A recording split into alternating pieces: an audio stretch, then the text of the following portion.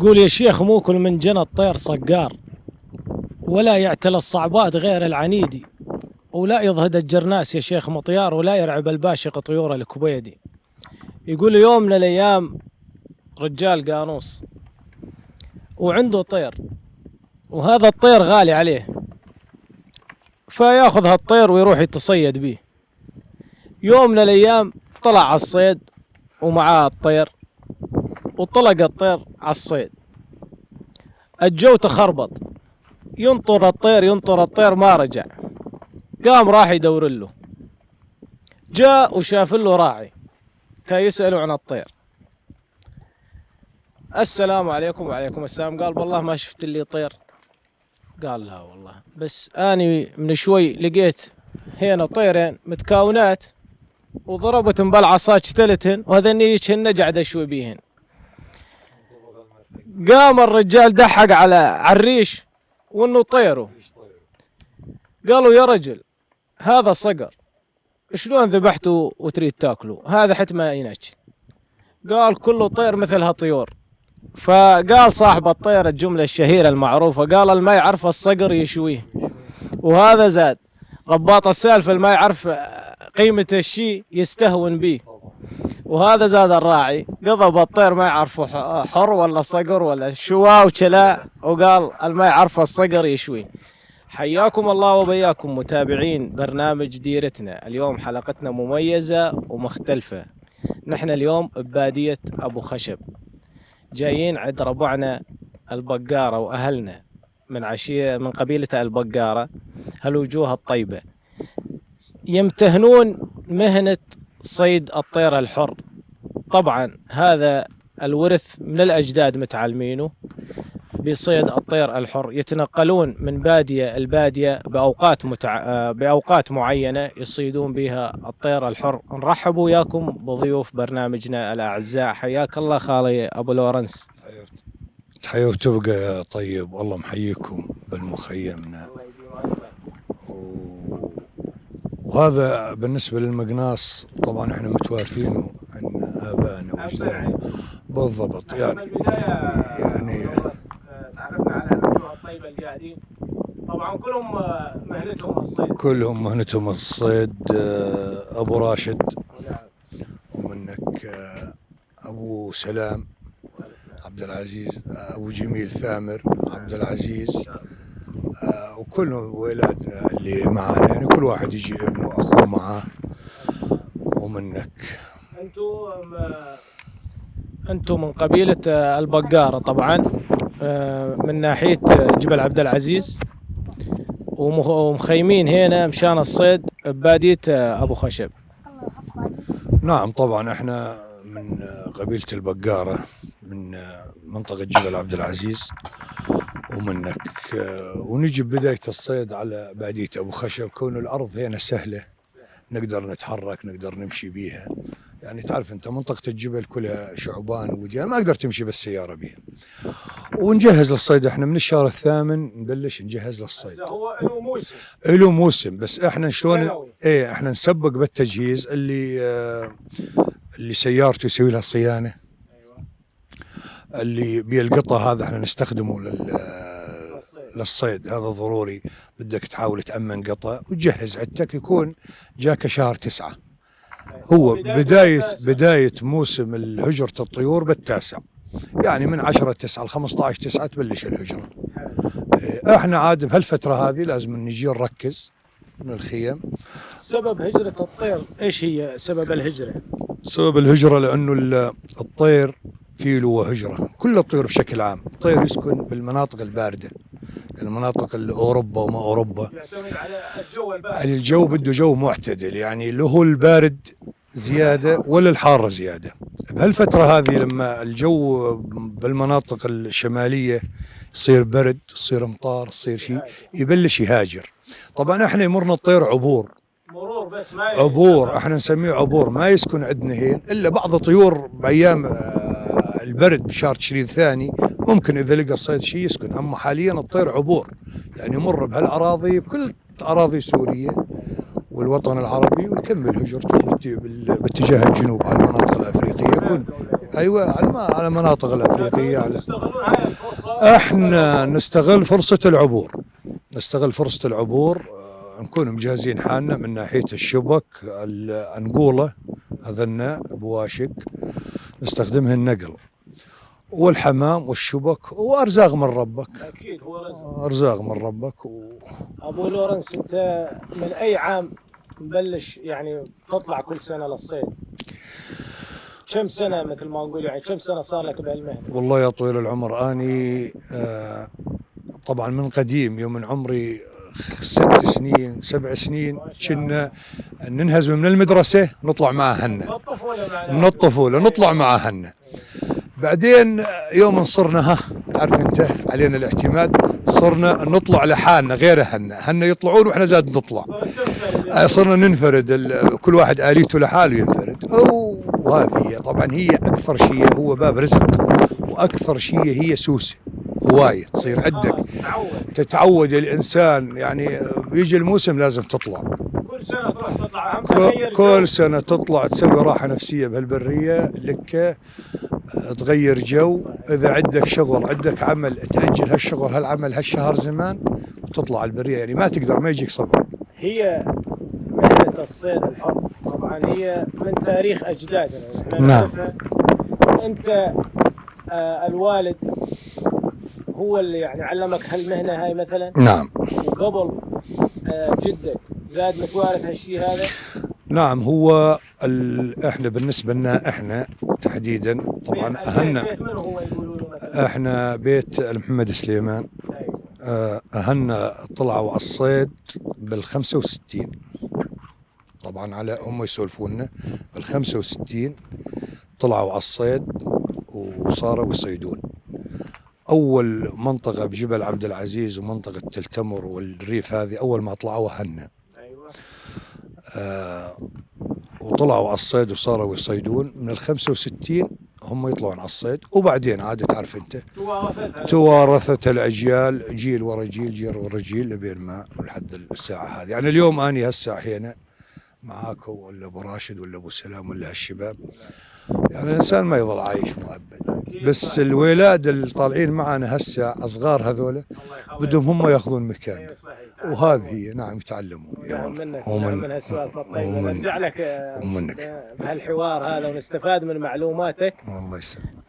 ننتقل لاخونا العزيز ابو سلام، اخوي الغالي. نشكركم على هالضيافه الطيبه، ونحن والمتابعين نستفاد من معلوماتكم وخبرتكم ومن هالورث الطيب اللي متعلمينه من أهلنا وجدادنا. أريدك تشرح لي عن الانقولة، طريقة الصيد، شلون يعني من قولاتهم من الصفر، حتى يعني المتابعين ونحن نستفاد ونتعلم انه شلون طريقة الطير يجي، شلون ينصاد، شنو تلقى حله. حياكم الله، حياكم الله، حياكم الله بالقناة روجافان. بالنسبة بداية الصيد تجهز الناس الحمام، تقضب قطع، شبك مثل مو مبين قدامكم، نجهز شبك. هسه احنا خلينا نحكي واقعي. هذه خلي المايك قريب علي وعليك مشان الصوت مثلا. هسه هاي ايش تسمونها انتم؟ هاي النقلية. هاي النقلية. النقلية عبارة عن ريش بس، ريش وضمنه بأسفل الريش نحط اسفنج. أيوة. نقطي هالريش. أيوة. يعني هاي تمويه وطعم. هذه مثل الخدعة، يعني يعتبرها عصفور حمامة شغلة. هذا منظر عصفور. هسه شوف انت منظر عصفور. هي خدعة للصيد. نعم. نحطها بالباشق او القطعية. هذا ايش دور هذه التيول؟ هاي التيول عليها. التيول هاي مو تيول، هاي شرك. هاي خيط نايلون. خيط نايلون قياسات منه 30 منه 35 ما ينقطع. بحيث انه نترك قبل طلعة الشمس النقل. هسه انت هذا مسويه مثل الحلقة. هذه حلقة حبك. هاي تنربط، هاي تنحبك في سبيل اذا دخلا مخالب الطير. بالضبط. هاي تكون شد عليه. نعم بهالشكل هذا، تكون بإجرين الطير من جوا. أيوة. طبعا الطير مم. الباشق أو القطعية الطير ندشرها الصبح أيوة. أو العصر، أو الطير يشوفها يفكرها صيدة. أنت تطلقها أطلقه وظل مراقبه يعني. نعم، يطير أيه. 2 3 4 5 كيلو متر ينزل. أيوة. يشوف الطير يجي يضربه، يجي للصيدة، يجي ينزل على هاي، يجي دا ياخذ الصيدة بيها شرك، أي مخلب من مخالب يصير ضمن الشرك يسحبه يعلق. هاي الطريقة اللي يعلق بيها مخالب الطير. نعم، بهالوضعية. هاي أنت مسوي مثل الخرطة. خرطة بالضبط. تنلف على مخلبه. نعم، مش قد ما يشد الطير يشد. إيه. هسه هاي يكون معلق بيها شيء ثقلها. هذه نعلقها نربطها بإجرين النقر الباشر من جوا. أيوة. بهالوضعية هاي تمر شيء. تمام. يطير طبعا هو نطمشه نقمض عيونه ما يشوف مشان ما يروح على وجهه. إيه. يبرم 1 كيلومتر 2 كيلومتر أي طير، يعني مو شرط إلا طير الهواء. يضربها هاي طير يجي يجي الباشق مثله يضربه، يضرب. تجي القطعية تضربه، يجي العقاب يضربه، أي طير يضربه يعلق. هسه احنا حكينا فقط عن الطير الحر. ضربها الطير الحر وعلق بيها. نعم. علق نعم. بالشرك. بعدها الطارد وانت يعني مسافة بعد ما ما علق بيها يقدر يطير، بس ما راح ما يطير، ما يطير مسافة 500 متر كيلومتر طبعا بالنقل. إيه. أما موضوع عندك هي الموضوع الحمامة، طبعا الشبكة تلبس بظهر الحمامة. ايوه. عندنا طريقة ثانية للصيد أو طعم ثاني للصيد، القطة تلبس نفس العملية ونفس الشبك. ايوه.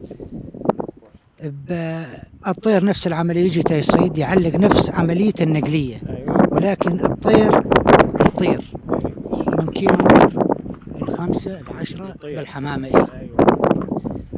يجوز يمشي معاك 10 كيلومتر، يعني ياخذ مسافة ياخذ حسب قوة الطير حتى وحسب يهلك. بالضبط، وحسب القاموس. لا انت بدك تلاحقه، بدك تلاحقه. القاموس إذا مو صاحب خبرة راح يمشي وراه يجوز 500 متر، لا يجوز يضيعه. اما بده مسايس الطير لازم تتلقاه، لازم تبعده عن الوديان. أيوة. وين بيه مثلا يكون عقاب جنبه لازم تبعده. ايوه. تفزع من ربعك الحواليك. اليوم اني وابو لورنس وابو راشد ابو جميل يكون جنبنا الصياده. الطير عسرنا عنه، هدينا حمام ماهد يكون طير نادر، هدينا مثلا قطع، هدينا نقول ماهد. بناس عندها حجل، بناس عندها أران بصغار، بناس عندها جرابيع. تستعين بالربع وتشركهم، تفزعهم وتشركهم شركة، تعطيهم حصة انه انتم يا جماعة الخير احنا 3 سيارات وانت الرابعة، تشركهم من مجال رزقتك. طبعا بحيث انه يكون ما ظل عندك مجال وعندك شيء. تستعين بصديق من قولاتهم لحتى ما يروح الطير تفلس منه انت وربعك. بالضبط. بالنسبة اليوم الطير وقع بالشبك. نعم. هم عادين مثال يقول الطير بس يقع بالشبك ما يلاوي. هاي المقولة صحيح؟ والله احنا شفناه، اريد شفته. احنا شفناه بعيوننا والله. نلحقه يقع بالشرك ويلاوي ونلحقه. والله متابع 20 ركض 20 متر و50 متر. هسه اليوم الله رزقكم وان شاء الله يرزقكم ان شاء الله. الجميع ان شاء الله. الجميع ان شاء الله. وصل الطير ووقع بالشرك والجاء الصياد مسكه. ايش يسوي اول طريقه بعد اول ما يمسك الطير؟ طبعا الطير له طريقه بقضبته. اول قضبه الطير بإنسان يجي على الطير خبره قليله من لهفته يفحص الطير، او مثلا يجي مسرع بسيارته ما يعطي مجال، يجوز يدعس. صارت مع اصحاب موتورات اشترت طيور واصحاب سيارات. الطير لازم تجي بشكل سلس، سياسة الظف وظف من جناحينه. ايوه. الظفن على جسمه ما يتاثر وما تضغطه زياده. ايوه. بعد ما تقضب الطير مباشره بي عندنا مهاد. ايوه. هاي المهاد طريقه المهاد يتمهدوا مهاد. نعم بالضبط مهاد. وبي مثل ما تفضل الاخ ابو لورنس بي ناس يقول له قماط. احنا بشكل عام شنو يتالف هذا القماط المهاد؟ قطعه قماشه تلفوا بيها. يعني موجوده اذا تريد زاد انه نشوفها هسه. بس احنا أنا يعني سمعت وتطرقوا له بعض ناس إنه يقضبونه إذا كان بيه رمل يحفروا له. هاي معروفة بعد إذنك. لا يا اخي، لا، هلا بيه شغلات. هاي مو صحيح. هلا بيه شغلات كثيره قاعد تنتشر على موضوع طير الحر، انه بي ناس تدفنوا بالرمل صح. او ناس ما اعرف ايش هذه. مثلا يكون سرعه دقات لا لا لا لا لا لا لا لا لا لا ابدا. الطير الحر مثل ما تفضل الاخ ابو السلام، يوم من الله يرزقك وتمسك الطير، في عندنا نسميه القماط او المهاد، هذا لبسه بظهره. ليش؟ مشان ما يظل الطير يتحرك وتعرف الطير ويتعب. ايه ونحطه براسه البرقع مشان ما يشوف. ايه مشان ما يشوف، يظل هادي الطير. والطير طبعا هو حسب كل انسان حسب خبرته وارزاق من رب العالمين. اول ما تكمش الطير ما يصير تعطيه مي، تحط باثمه مي. تمام، هاي معلومه ممتازه. لانه يموت الطير، يزهد مباشره، يصير ضغط على الرئه يموت. ما تحطه باثمه مي. تقدر تبخ بخاخ على وجهه على كف رجليه بهالشكل هذا، وتجيبه على الخيمه هنا يعني مباشره. في سباق اسمه سباق، طبعا كل الموجودات عندنا ونقدر مثلا نبينها. السباق ايش هذا؟ السباق عباره عن خيط، يعني احنا نسبق الطير برجله، ايوه، باجر والرجل الثانيه، ونسوي له مسقره، نربط الطير على المسقره على المخده ونهديه. هذا السباق في سبيل ما يفتح، في سبيل ما ايه مشان تحافظ عليه. وفي عندنا الدس اللي هو نحطه بدينا نهدي الطير. ايوه، نهدي الطير نبخبخ عليه بين ما يهدي، تحطه عاد على مسقر، احنا نقولها مسقره او ماكر للطير، ويهدي الطير. الطير الحر اسمه حر هو، لكن مواصفات يعني اليوم الطير، اليوم انت تقضب عقاب او تقضب اي شغلة كانت، بدك اياه ياكل هو ومغمض، ما ياكل، يعجز، ما ياكل. اما الحر اليوم من حطيته، من صار عندك يوم يومين ثلاث تشوفه صار هادي، يقوم ياكل والف، تفتحه تلحق عليه تسوي تعمل. ما يعني مو مثل الطيور الباجية. ليش تميز هو عن بقية الجوارح؟ انه حر من ايوه انه حر، نعم، بهالشكل هذا. الطير الحر انت حكيت لنا عنه انه الطير حر، يعني نعم معروفه صفاته. لما قلت لي انه يوالف، نحن زاد نحكي لك انه على اشياء اللي نسمعها عن الطير الحر. مثلا هسه انت قلت لي مثلا الطير الحر يلاوي، ما يترك فرصه انك تمسكه مثلا. ايه، وثاني شغله ما في شغله هاي الرمل انه يندفن بالرمل، ترش عليه مي رش بالضبط حتى تهديه. نعم بالضبط. في مقولات مثلا انه واحاديث يعني الناس تحكيها، يقول مثلا انه الطير الحر اذا ما تبرقع ويقتل حاله، هاي صحيحه ولا لا؟ لا الطير الحر ما يقتل حاله. اما لما تحط البرقع بيه، واللي هذا هو البرقع، هذا البرقع. هذا هو البرقع، هذا يبرقعون به الطير. نعم.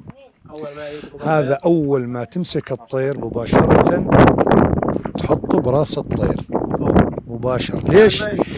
الطير يصير هادي. هلا ما دام الطير يشوف ولساته وحش يظل هايج، يعني شلون نخاف عليه انه ينكسر ريشه، يعني يأذي حاله. شلون؟ مو هو بالقصد انه مثل ما العالم يقول لك الطير الحر يقتل حاله، لا، يعني يأذي حاله انه ريشه تنكسر منه. والطير الحر اذا تنكسر ريشه منه ينكسر، هو ينكسر كثيما. نعم بالضبط، يعني يظل يقب، يظل يطير من المكان مسقرته، ما يظل ما يركض. بس لما نحط له هذه هو يصير هادي حتى يهدى وتتعامل معاه باسلوب يعني مميز. بالضبط، حتى يهدى تعامل معاه باسلوب مميز. طبعا احنا اكثر العالم هاي اللي طالع قوانيس ترزق الله. الطير الحر يوما يطرحوا، والطير فصيل يعني نوعين، في طير حر وبي القوسيه اللي هي الشاهينه.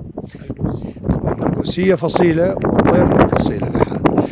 شلون تميز انت اليوم الطير الحر من القوسيه من العقاب؟ معروف. ايه هلا اليوم انت بالشرح، يعني حتى اللي بيتابع اللي يشوف ما راح مباشرة يعرف تصل المعلومة اللي عنده والفكرة إلا على عرض الواقع، إلا يشوف واقعيا. لأنه اليوم أنا هسه إذا بيطير نازل بعد عني كيلو وين أنا بالناظور هذا أدحق عليه أشوفه عارفه ميزه هل هو طير حر ولا قوسية ولا ايش ما يكون. كشكل شلون؟ هلا كشكل الطير الحر مواصفاته يوم انه بالارض نازل واليوم انه طاير يختلف عن بقيه الجوارح الباقيه اللي تيجي بالهجره مثل العقاب ولا الحديه يعني تلقى العقاب او طيرته بطيئه تلاقي رفة جناحه بطيء، اما طير الحر تلاقي رفة جناحه سريع وجناحه رفيع مو نفس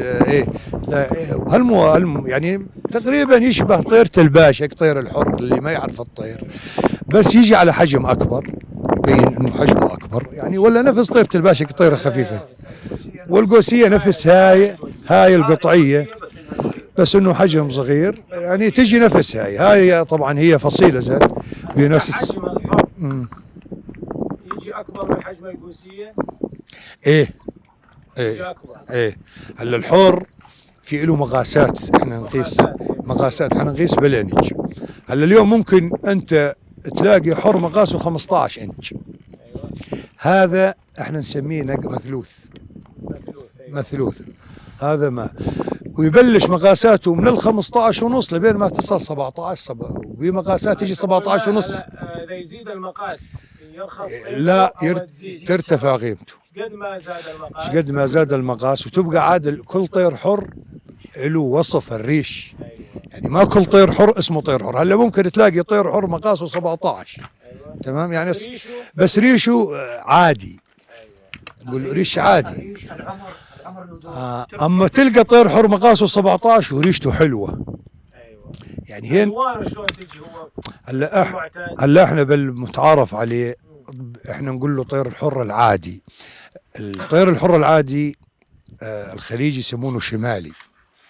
الشمالي يلجوا مدامع يجي يظهروا به هوادي، اللي الهوادي طبعا تجي نقط بظهر الطير، يعني من صار نقط بظهر الطير هذا ما يتسمى صافي. هذا ما يتصفى صافي وسعره رخيص. اما الطير اللي مو عادي يعني عندك الطير يجي لون اشقر، نقول له اشقر احنا، بيطير ابيض، بيطير حمر، هذه الوان الطيور اللي متعارف عليها. وفي طبعا عده اشكال والوان. في بعض الطيور ما تجيني يعني ما تهاجر، يعني هسه مثل عندك طيور الجير هاي بدها مناطق بارده ما تهاجر علينا. هسه في اغلب مناطق يعني هم يصيدون، احنا ذكرنا قبل حلقات للصيد بسيبيريا وهالمناطق هاي بروسيا بالضبط، بمناطق على روسيا بمنغوليا على منغوليا. هلا في طيور ما تجي تهاجر عينها، ليش؟ لانه طقسنا احنا عندنا ما يناسبها. يعني هلا بيطير نوع كجير، هم سموه جير نسبة لجبال الجير، هذا يجي مقاسه كبير وطير نادر بس ما يعبر باتجاهنا احنا على المناطق الدافية. المعلومات هاي يعني قبل سوينا حلقات، لكن المعلومات اللي انطيتنا اياها يعني جدا قيمة بصراحة. وراح ناخذ فاصل مع اخونا يحكي لنا زادينا شوي عن قيمة الطير، ونرجع نكمل معاك بالمعلومات اللي عندك الزينة. تفضل. سؤالي لك، لقيمة اسعار الطيور المتعارف عليها عندنا هنا بالجزيرة، يعني او حدا طرح قبل وانباع بشقد، هسه حاليا شقد يسوى اسعاره وكذا، يعني بشكل عام تحكي لنا عن تفاصيل والاسعار للطير الحر. اهلا وسهلا بكم، حياكم الله ناس هذه الخشب. اخي الكريم، احنا نوصل الطير كسعر. الطير له عدة انواع وعدة مقاسات، كل نوع وكل مقاس له سعر. عندك الطير التركي له سعر، الطير اللي مهاجر وجاينا من بعيد، الطير من منغوليا اكثر شيء، اذا يجي اللي عندنا هنا، مع انه قليل وجوده عندنا هنا، يبلش سعر الطير مثل ما تفضل اخوي بلورنس اللي عادي المثلوث ونطرحن عندنا السنة بالجزيرة مناطق قامشلي نطرحن 2 3 نباع عن بل $1000 وما فوق لل1500. أما الطير اللي نادر ويكون بحري قوسية بحرية مقاسها من 15 فوق يتراوح سعرها من 20,000 لل30,000 حسب التاجر اللي يشتري. إذا كان راعي ضمير ويعرف يخاف ربه ويدفع سعر الطير سعره من 20 لل30 حسب ما الريشة واللون والشكل والمقاس. عندك هاي بالنسبة للقوسية.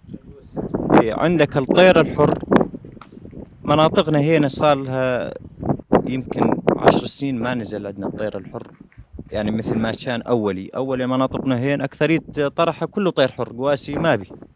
الفترة هاي كلها قواسي يعني كانت من 10 سنين وقبل كله طير حر.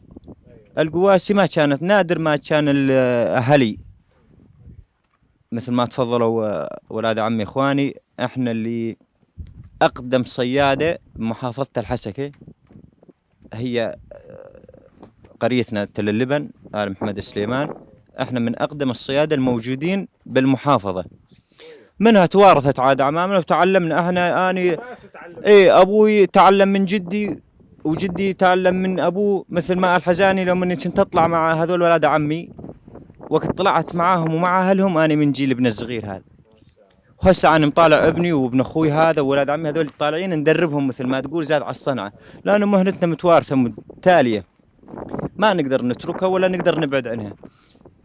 احنا تطرفنا شوي عن موضوع السعر، نرجع لموضوع السعر بعد ما أفيدك بشوية معلومات عن المقناص. كونه حلقتنا اليوم حلقتنا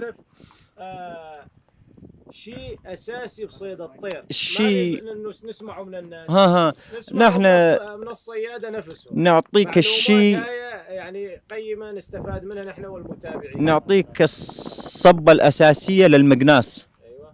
من تجهيز، من عزب، من قوانين وشروط للمقناص. المقناص له قوانين وشروط شرعية مفتى بيها من قبل أي جهة معنية، مفتى بها بالعشاير ما حد يتعداها. هذه أتفضل بيها أعطيها اللي يجاوبك عليها أخوي أبو لورنس، كونه أكبرنا سنا هين ما تعدى على، هو أكبرنا وأبو لورنس من الكبار التجار المعروفين بشراء الطير. ما وصل لك للمعلومات. احنا ما جينا من غادة لا نعرف وين. إيه أهلنا قديم منهم أبو الرجال أبو عم أبو فاضل الله يرحمه، عم محمد أمين الله يرحمه، أبو عجيل، عم خالي عيسى الله يرحمه، قنصوا العراق قنصوا تركيا، وأبو لورنس قنص روسيا وصل وجاب الجرود الأبيض، جاب الأبيض من روسيا. إيه أقول لك إحنا يعني الصبت المحافظة الحسكة هين إحنا الأساس، مع احترام الجميع الصياد الموجودين إن الفخر ونتعلم منهم ويتعلمون منا. أنا اليوم صار لي بهالعمر 20 سنة أنا طالع ولسه قليل خبرة، لسه تريد تحصل خبرة، ولسه يعني ما عندي خبرة أهلي الكبار مثل عمامي الموجودين هنا، ما عندي خبرتهم. هاي ترجع الكلام هذا اللي أنت تحكيه قيم جدا، احترامك لإخوانك وعمامك وجيرانك اللي يصيدون، يعني هاي بالعكس من ميزات الصياد وأخلاقه، أخلاق الصيد، يعني إنه ما تتعدى على أكبر منك بالعمر، ويعني خبرتك ما زادت، أنت تقول لسه بدي أتعلم من أهلي ومن ربعي يعني. ونعم منك 20 سنة ولسه يعني ونعم منك، بيك البركة. مثل ما قلنا احنا الصيادة بيئلهم قوانين وبيعدهم أعراف لصيد الطير، أو إذا في صار اشتراكية بالطير مثلا أريدك تحكي لي عنها، وهم تحكي لي زادين عن الشيء المغبي ما سولفت لنا إياه. شنو قنصت قبل؟ شنو الطيور اللي أنت تنصح بيها مثلا إذا شفت عند حدا أو تعلم حدا خبرة مثلا إنه شلون يعرف هالطير هذا، شلون كذا، شلون يلقح له النقيل من الخبرة اللي عندك إن وجدت يعني. بس أول شيء تحكي لي عن أعراف وقوانين الصيد. والله شوف الصيد له أعراف وقوانين. يعني اليوم على سبيل المثال أنا قانص بسيارتي لقيت طير، جتني سيارتين 3 4 يوقفون المفروض يقفون. بس شافوا الطير يقفون. عندي طير يقفون على جنب، اقول لهم يا شباب عندي طير، اذا احتجت لكم اني اشر لهم بالضوء او باتصالات، ان احتجتكم، ما احتجتكم تخليكم بعيدين. هذا في حال اني كنت متفضي، يعني ما مضيع. انت كنت ملاحق الطير، يعني اذا قلت لهم مثلا لا تقربون على الطير ما يقربون. المفروض ما يقربون، ما يصير يجون على الطير واني ما اقول لهم انتم شراكه معي. هلا اني متفضي، عندي شبكي وعندي حمامي وعندي قطاي وعندي كل شيء. اما اذا جاك انسان مثلا صديق كمودة، يعني انت توده. كمودة مباشرة اشركه اني معي، ما عندي مشكلة، يعني بامكاني ما اشرك وبامكاني اشرك. هاي طيب منك ترجع انه تقول اشركك معي خيو، بل شاء الله نصيد هالطير. بالضبط. في شغلة ثانية، في اوقات تصدف طير انت مع الغياب، تصدف طير مع الغياب، يكون الطير جاي من هجرة تعبان، الطير ما بمجال تهد الطير، انت الشمس صارت على المغيب، هنا الطير احنا نقول له مبيت الطير، يعني نمرحه بالمكان. شنو السبب انه انت ما تهدله بالمغرب؟ ليش؟ لانه ممكن يشيل الصيده ويروح، انت تضيعه ما تشوف، الدنيا تصير عتمه. يعني ضرب النقل وطار مع بالدنيا ليل ما عاد تشوفه. ما تشوف الا مو شرط الا النقل، هذا اللي هو وسيله انه عباره عن الطير يبين عليها، سواء شبك بالنقل او ما شبك النقل، انت عندك طرق ثانيه تستخدمها مع الطير، واللي تدلو حمامه، تدلو قطه، تنوع له تشكل له. هسه بالنسبه انت تطرقت لموضوع جاب الليل او المغرب، هسه على الطير الحر يمرح يبات ولا يكمل مسيره بالليل؟ لا، الطير الحر ما يطير بالليل. الطير الحر من صارت هو يجي حوم، من صارت الدنيا برودة عصر بده ينزل على الأرض في سبيل يصيد وفي سبيل يرتاح. هنا أنت صدفت طير حر مع الغياب واضطريت أنك تمرحه تبيته. أنت بيت الطير وحددت موقعه بالمكان الفلاني، إذا في عزب حواليك صيادة المفروض تبلغهم، تعطيهم خبر انه اني ممرح طير بالمكان الفلاني. اني يا صاحب الطير اللي ممرحه لي بعد طلعت الشمس ساعة، يعني طلعت الشمس ساعة اني ما لقيت طيري، ما ظل لي طير. ايوه. هسه انت لما مرحته وبات هالطير تتركه تروح ولا تظل بمكانك تستناه؟ شلون؟ لا اكيد اني ما راح اظل كل الليل عنده، ما راح اظل كل الليل عنده، مالي شغلاني، من مرحت وعرفت مكانه امرح بهالمكان هذا. هسه بالنسبه لك كصياد انت شفته وحدد قلبك يطاوعك انك تروح تتركه ولا لا صراحه؟ هلا اجباري انا بدي اروح، اذا عندي عزبه مخيم بدي اروح للمخيم اجباري، لانه يجوز معايا ربع، معايا رفاقه، معاي شيء، ولكن نروح نمرح بجنبه مراح، مو بعيد عنه، مو بعيد، وتعطي خبر للحواليك. بالضبط. لانه ممكن انت تشوف يجوز تجي سياره مستطرقه بهالليل، يجي تركتور يكرب يجفلوا شغله، تنبه العالم اذا يعني جاء شيء حوالي الطير مشان تنبه. ما جات آلية حول الطير، انت تظل ليه ما يضرب الفجر يبين الشوف مضبوط، وتدور له بالناظور لبين ما تلقاه. وبعد هالساعه اللي انت قلت عليها ما يظلك حق بالطير اذا حدا شافه؟ لا، بالقانون الطير بعد ما تطلع الشمس بساعة مكان مراح الطير. هلا يوم نبلغ اني، طبعا يوم نكون مبلغ، بس يوم اني ماني مبلغ اني يجوز بي قانوص بجنبي ما له خبر زلمه انني مرح طير، يعني يد نقله يجي الطير على نقله. لازم انا المفروض ابلغ اللي قوانيص اللي بجنبي انه اني مرح الطير بالمكان الفلاني، اذا بجنبه قوانيص، ما بجنبه قوانيص ما بداعي تبلغ حدا. اما يوم ما بلغت العزبه اللي بجنبك اللي هم الصياده، وواحد من الصياده على نيته قبل هالشمس هذا نقله وجاء الطير عليه، ما عليه حق هو، لانه مو بلغه، هو قاعد طالع يترزق الله مثلك مثله. اما بلغت انت لك بالقانون الصيد لك بعد الشمس بساعه، ما لقيت طيرك ممراحه، خلاص انت يا تشرك العالم اللي انت وياهم تدورون على بركه الله، ولا ما ظلك طير، يلقى اي قانوس ثاني صار له مو لك، لانه هذا طير بري. بالنسبه لاشراك الطير، انت اللي قلت اليوم نقدر نشرك فلان، جاء شفته وموده وانت شركته، او جاء شخص غريب قلت له خيو ابعد عني او اشركك. بالنسبه للاشراك وصدته هالطير، التقسيم شلون يكون؟ مناصفه ولا مثلا بالمية كذا؟ التقسيم يتم حسب الاتفاق اول ما تتشاركون. يعني اليوم اني جاني ابو راشد، اقول له ابو راشد لك ثلث، لك نص، لك ربع، حسب الكلام اللي يصير بيناتنا. يوم نطرح الطير على موجب الكلام اللي اتفقنا عليه انت غاسب. قلت له ابو راشد لك ثلث، ابو راشد ياخذ ثلث من الطير.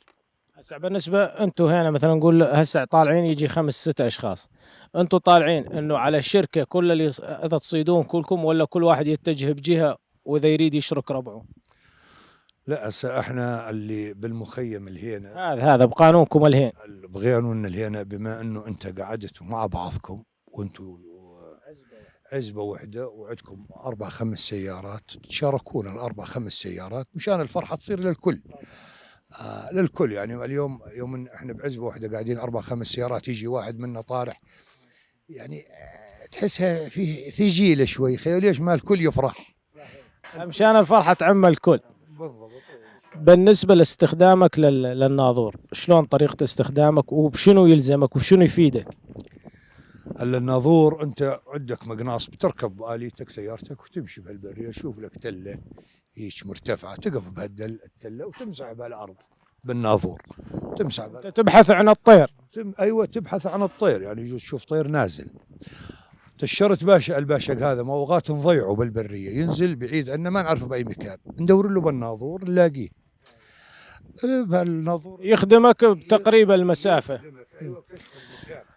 ابو لورنس، انت صار لك عمر تطلع وتصيد، اكيد بهالطلعات حد هالطلعات صار معك مثلا موقف هيك يعني مضحك او طرفة صارت معك تتذكرها شيء مثلا؟ والله بالنسبة للمواقف والطرف تصير كثير شغلات معنا احنا يا الصيادة، عاد ايش بدنا نعدها نعد يا اخي كثير. مثل شيء مرة صارت معك مثلا شيء موقف صار بالنسبة لعزبتكم وطلعتكم لهالطير؟ والله يعني شيء انه مشكلة ما ظلت عندنا ذاكرة، زاد راحت الذاكرة. تصير كثير شغلات يا اخي بالبرية معنا، بس انه اكثر الامور اللي تنطيكم ونسه. احنا اليوم قاعد نقول انت قاعد تطلع تصيد وتصير معاكم مواقف يعني انه تونسكم اكثر شيء، او انتم تسوون شيء يونسكم مثلا. هلا شوف، القانوص والصياد اكثر شيء يونسه هو المقناص، لما يشوف صيد بالارض يجي يدفع، يجي هجرة تدفع تنزل، هذا يستانس به القانوص. نحن موضوع الطرف اللي اقول لك عليه، نحن قاعد نشوف كثير بشباب ينشرون ويقولون مثلا يشوفون قضبوا باشك ما يعرفوا طير حر ولا مو طير حر، يقوم يسأل فرحان يكيف بل انه يطلع طير حر وهو باشق يعني ما له خبره. في مثلا شي مره صار حدا صاد شي جاب لك اياه انت بخبرتك انه طلع مثلا مو طير وكذا؟ هلا هاي بالنسبه للموضوع هذا تصير كثير، هلا تصير كثير يعني. اني معانا احنا ما صارت، بس تجينا عالم مرات يجيب لك باشق يقول لك عمو هذا او صدته هذا مو حر، يجيب لك عقاب، يجيب لك حديه، هو مسكين جاي متلهف يفكره حر، جاي متلهف. نعم بس يعني ما يعرف هو، والما يعرف مو عيب، بده يجي ما له خبره بي. اما احنا انه صارت معانا هالشغلات هاي ما تصير لانه نعرف احنا. انت خبير بيها يعني، صرت بيها. شنو هالقصه؟ هاك ابو جميل سولف لنا اياها. هذا بواحد والله جديد، يعني جديد على الصنعه، مو جديد عليمي تقدر تقول. طالع ايام مقناصنا الغربي، مبروكات ما مبروكات هناك، وجاي وطير معه الصبح. المهم هادله حمام، هادله قطع، طارح الطير عليمي المسكين قضب الطير ما شاء الله. الطير يعني مو باشق وله عقاب، اول مره كانه يشوفه هذه فور، معناته هذا هو الطير. قوم دق على هلك، ابشركم طرحنا الطير هلو بالمنطقه الفلانيه، الهلا هلو طق الفشق وهذه ومدري شنو، ومبسوطين. ودق على هن تعالوا قضبوا الطير، شوفوا لي شنو مغاس وشنو هاي، لو من جايين واهلوا هن رايحين اهل الجماعه جيرانك، لو من موصين عليه ونصبر.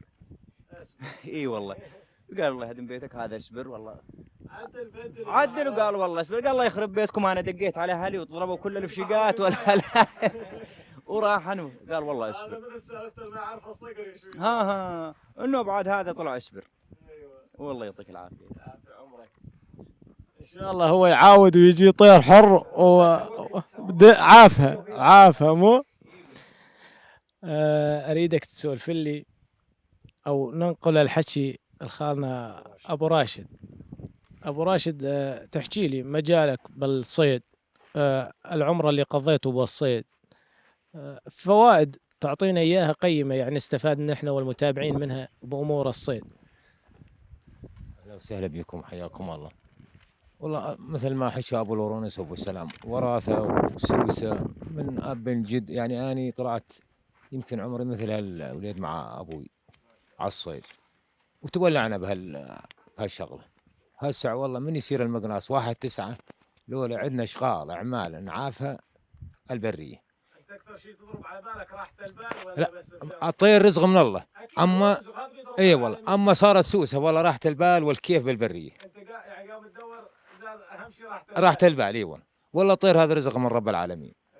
طبعا ساعين وراها رزقه، بس عاد هاي رزقه من الله. اما والله راحه البال والكيف. وصارت سوسه ونسه وهرجه مثل جمعه هالطيبين هالساعه، يعني تسوى كثير. الفضاء ربيع من قال. اي والله الفضاء ربيع. وقلت له قنص ثاني من يوم اني شب، ولمن مثل ما قال لك ابو لورنس، لمن شوي كبرنا قمنا نطلع لحالنا. الطير الحر السعبي ناس اغلب الناس تقول القوسيه هي الانثى، الطير الحر هو الذكر. هسه انا اريدك تحكي لي، خلينا وحده عشان المتابعين يفهمونها ونحن تصلنا الفكره. بالنسبه للشاهين، شنو تقصدون بالشاهين؟ الشاهين هي القوسيه. هي القوسيه عمرها اكبر يكون بدايه فرخ، القوسيه فرخ. أيوة. سنة انتاجها تدريجيا اول شيء فرخ، هي القوسيه فرخ تكون. نعم، تهاجر ثاني سنه على ثالث سنه تصير متوسطه، نسميها شاهينه بكر، يعني ريشها مو مقير كامل. ايوه. لسه بي من ريش الفرخ بظهرها، فهاي يسمونها بكر. هاي قوسيه بكر، وانا نقولها عاد بلغتنا بكر. هاي بي منها انثى وذكر، نفس القوسيه بانثى وذكر، لنا فصيل مو انثى طير الحر. فهمت عليك. وطير الحر بي منه انثى وذكر. العمر اللي يتراوح به من القوسيه للطير الحر، ايش قد اعمارهن هن؟ والله بالضبط يعني ل7 سنوات. 7 تقريبا ابو لورنس. والله هو بالنسبة للفصيلة القوسية عمرها أكثر من عمر الطير تجي اقصر القوسيه كعمر، لأنه أول سنة فرخ القوسية، ثاني سنة تصير بكر. يعني مثل ما تفضل أبو سلام، ريش الفرخ يظل بها بس هي بكر صارت ثاني سنة. ثالث سنة ثنو، تصير ثنو، بعدين تصير مثالثة، بعدين من تصير 4 سنين خلاص تنتهي، صدر هذا يصير كله أبيض. ايوه، صارت كبرت بالعمر. بطير الحر نفس موضوع القوسية، بس ما يتغير اسمه، يظل طير. يعني القوسية هسه احنا من صارت من كبرت بالعمر نصير نسميها شاهين. هنا وصلنا النقطة، نحن متابعينا الأعزاء، هاي مهمة. الحر ما يتغير اسمه، عمره على عمره، ايش ما يكبر يتغير. لا، هو يتغير كمواصفات بيه. شلون؟ أعرف كمواصفات، بس كاسم نفس الشيء يجيك أول مرة يجيك فرخ، احنا نقول له فرخ، يعني هذه أول سنة يطير بيها هو فرخ. الفرخ بعد الفرخ يصير بكر، بعد البكر يصير قرناس، نسميه جرناس. جرناس، بس كبر للعمر جرنس. ايوه. تعرف بالنسبة لطير الحر وللي يصيدون بطير الحر بالخليج، يصيدون الحباري ويصيدون الشيء، بناس ترغب للجرناس.